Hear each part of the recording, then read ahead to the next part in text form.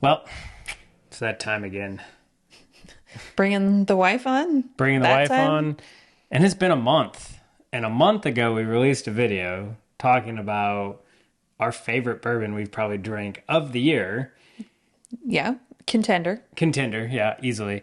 And that they were crazy enough and they were going to release other iterations of it 2 times this year. Well, Yes. release number 2 came out. Which, if you haven't watched the previous video, you should probably do that. So just pause it right now. We are talking about Beam products, by the Yes. way, in case you didn't know.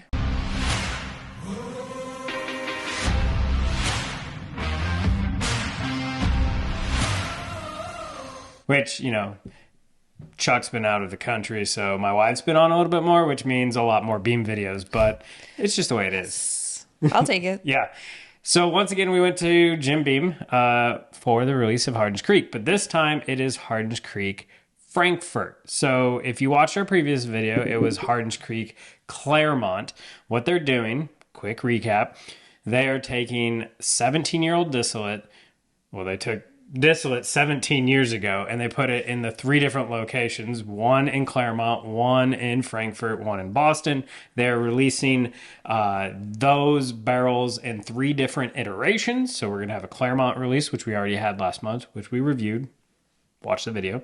And now is the Frankfort one, which is the one we were most excited for because... Well, it was Freddie's favorite. Yeah, Freddie's Or favorite. he said he was right. Yeah, so when we did the tasting with that first product release, someone asked the question of, well, which one is your favorite? And he straight away said Frankfurt. No pausing, no secrets there. He was like, oh, yeah, Frankfurt's my favorite. So then we got really excited about that one. Yep. So we did a product tasting there. Again, of course, that got us a chance to purchase the Frankfurt bottles. Yes. But it was just a simple tasting at the bar and not like, go to the back location and our secret spot with all the important people. It was step up to the bar. Here's your sample. Here's it in an old fashioned, and you can go purchase it downstairs. Yeah, I don't know what is Jim Beam's obsession with taking amazing whiskey that's like 17 plus years old and be like, here's it in an old fashioned. Like, that's great. I'm glad you did it because I am never going to do that at my house. Hey, I think it's great. What does everybody keep saying? Drink it how you like it, right? Yes, but And at least it's not in a drink that requires like a little umbrella and, True. fruit slices. that is very true. Yeah. So, Yes. Anyway. So this is the second release. The third and final release, which is Boston, will come out in September along with the Bardstown Bourbon Festival and all of that stuff. Yes. That's where they're going to release it. Unless you're like us. us lucky people in Yes, Kentucky. lucky people in Kentucky. They have a restaurant there with a very good chef, and they do this thing called the Claremont Supper Club. And what they do is they take whiskey and they pair it with food, and it just so happens in September, tickets are available, you can go and all 3 bottles of the Hardin's Creek will be available and be paired with food that night, along with some amazing cocktails and desserts. We got our tickets, and we are super excited. Yes. We've done it once before with the Bookers. Nope. Knob 18. Knob 18. Okay. That's when they started your night out with, here's Knob 18 in an old-fashioned. Right. Yes. So, But then we started with the straight pour, right? And then we had it in old fashioned, or is that flip flopped? I think it was flip-flopped. We started with the old fashioned and Yeah. then ended with a straight pour after having all the other cocktails Yes. with Yeah. dinner. Each course was a new type of cocktail, and then in dessert was it Oh, straight, straight pour. Yes. with chocolate. Yeah. And it was amazing. Great pairing. Mm-hmm. I mean, that's always a great pair. Whiskey and chocolate. Yes. Yeah. So we are going to try Frankfurt. This is the first time we've tasted out of our bottle, and let you guys know what we think. Claremont was a definite buy for us. It's absolutely amazing. I think all 3 are going to be pretty much a definite buy. It is expensive. It's $180 after tax. But the good news is we will try all 3, and you can decide off the notes which one you're most excited about to make sure you get that one. Very true. Yeah. You get to pick one out of the 3, whatever your favorite might be. Yep. So Let's all do right, it. Let's see what we think. gosh, that nose is amazing. It is. It's musky. Musky, dusty, old, but not bad. It's the best way I can explain it is a old like vintage bookshelf or bookstore Okay. is what I'm looking for. That's where you get the dusty notes, but then you walk straight out of that and the Canadian wildfires are still going on, so you get the smokiness in the air. That's where I am right now. That's good. It's still really light. With maybe a hint of like butterscotch back there. There's some sweet coming in. Or maybe cherry skins. But it is a very, very good nose.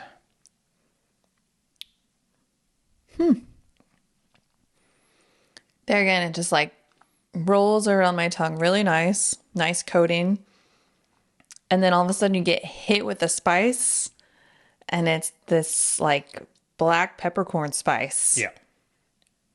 It is very, very viscous. It just overly coats the mouth. It does stay a little bit mid-tongue. Doesn't go completely into the jaws. But yeah.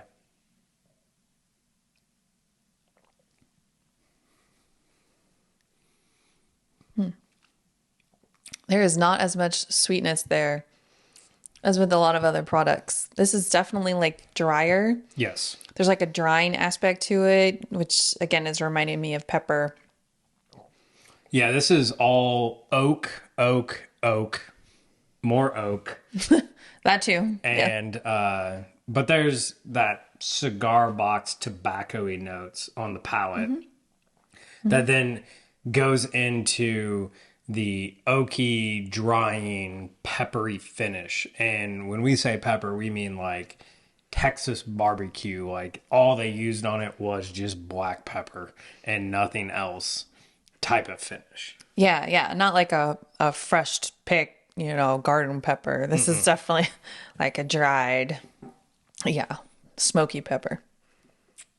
And usually when I try something this oaky, you get a lot of medicinal cherry notes, and there is no cherry on the palate or the finish. I mean, I don't know, maybe a little hint of it, but not medicinal cherry at all. It's like a ripe, fresh cherry, if there's any cherry notes on there. I'm actually getting a little bit of chocolate now that I've gone a couple sips in. Kind of that, dark chocolate, which again is like very kind of earthy, drying in your mouth. It's nice. It's different than what I remembered. Yeah. What I do remember is after having this, and then we had the old fashioned next to it. Oh, gosh. The old fashioned tasted so sweet. Yeah.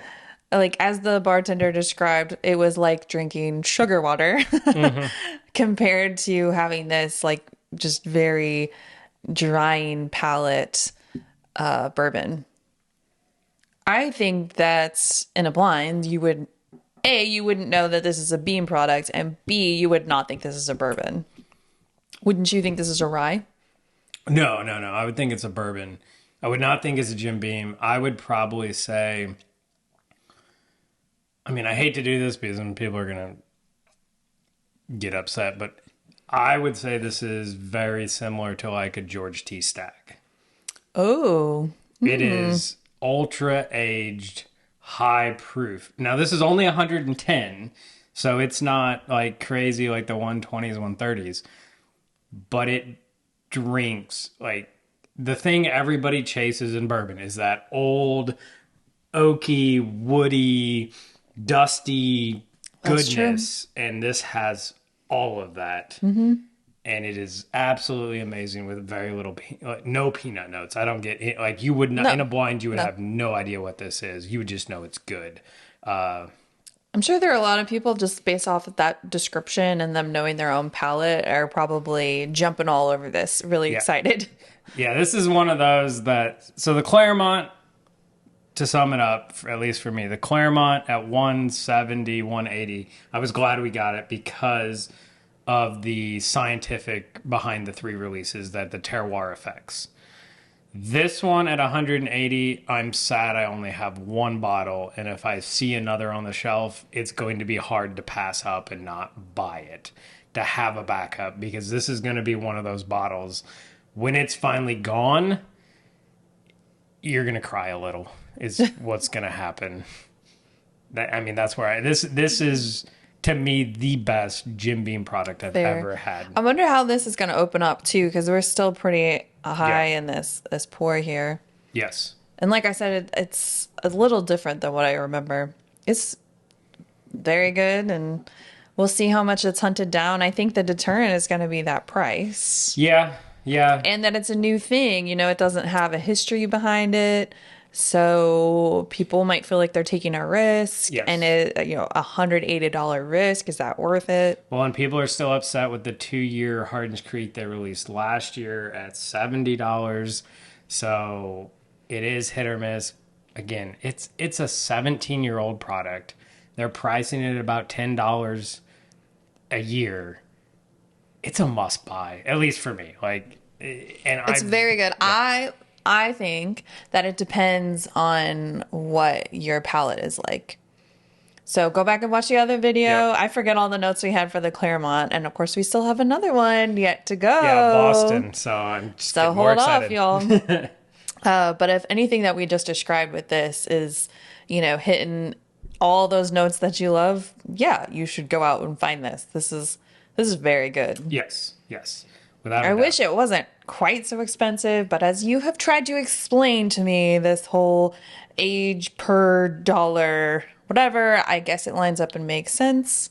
Yeah. You know me, I like to be tight with you on the budget when it comes to your bourbon purchases. Yes. Well, and Fred and Freddie even said that Hardin's Creek is going to be their premium line, and they're not going to apologize for that, because Jim Beam, the best way to think about this, and I think that's kind of what they were saying without truly saying it, is this is the BTAC of Jim Beam. So Buffalo Trace's BTAC is all they're limited. It's only going to come out once. It's super expensive. It's $100, but it's could go for more.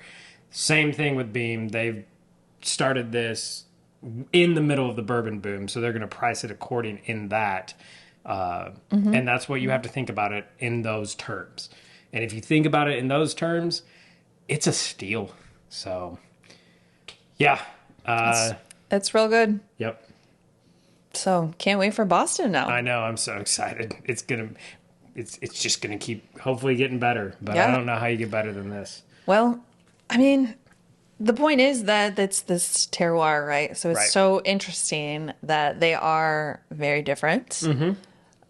So it could be that the next one has totally different flavors that are not like your palate. Right. Maybe it's more my palate, or other way around. Maybe the next one is so sweet and it's just like a brown sugar caramel bomb and you're all over it and you eat your words about this one. But yeah, it could be. It'll be different. Yeah. I think that's more of the fun, is that obviously this location of aging makes a difference. So let's see what the next one has in store. All right. We'll be back in September to let you know. So with that, cheers, and we'll see you next time. Cheers.